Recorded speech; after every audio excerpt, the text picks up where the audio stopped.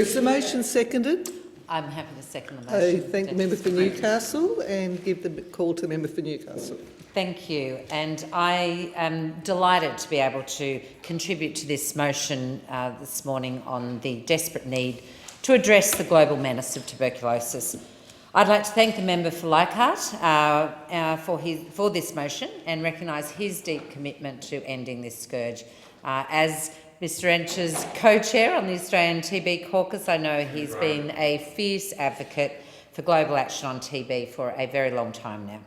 The Australian TB Caucus is part of a network of global TB caucuses now comprising of more than 2,300 members of parliament from 150 nations across the globe. Together we work to increase parliamentary awareness and lobby for solutions to end this epidemic. I am pleased to say that the support of the caucus's activity within the Australian Parliament is extremely strong, with members from all sides of politics understanding what a pressing national and international priority this is. It's hard to overstate the dire severity of the tuberculosis virus.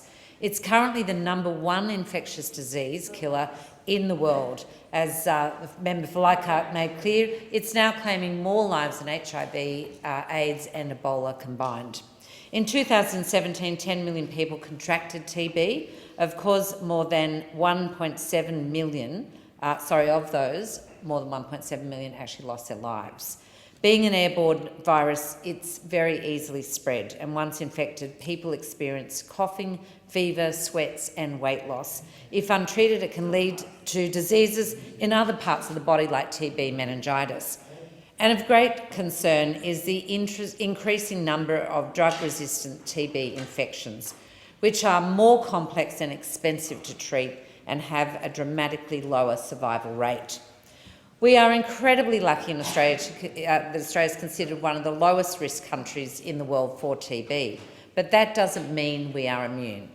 Indeed, there are still 1,200 to 1,300 cases of tuberculosis in Australia each year, and some of our closest neighbours are still inundated with this terrible epidemic. What is most frustrating and so desperately sad about this situation is that with the right resources and treatments, TB is both preventable and curable.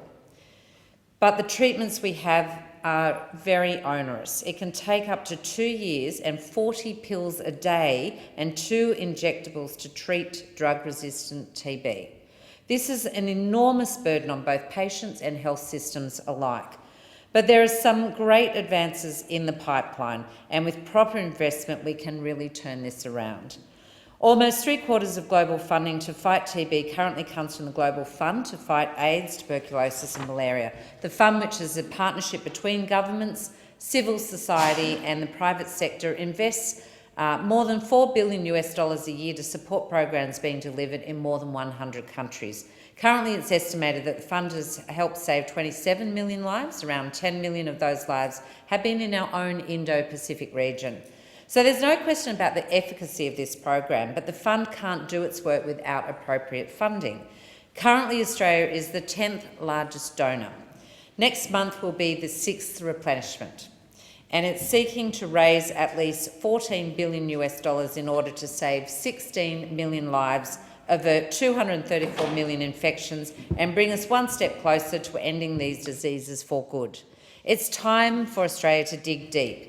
In the last replenishment, Australia put in $220 million, which, amongst other things, supported work to fight drug-resistant malaria in the Greater Mekong, multi-drug resistance tuberculosis in Asia and Papua New Guinea, and of all of which present very serious health security risks to our region. The strategy to end global TB epidemic should not be beyond us. It is both achievable and in our national interest to make this happen. This time, I think we should do better than last. I would like us to see Australia step up our contribution significantly to that $300 million that is being asked of us by the Global Fund. And I know that there are always competing interests for access to our shrinking government pie, but this is an important issue.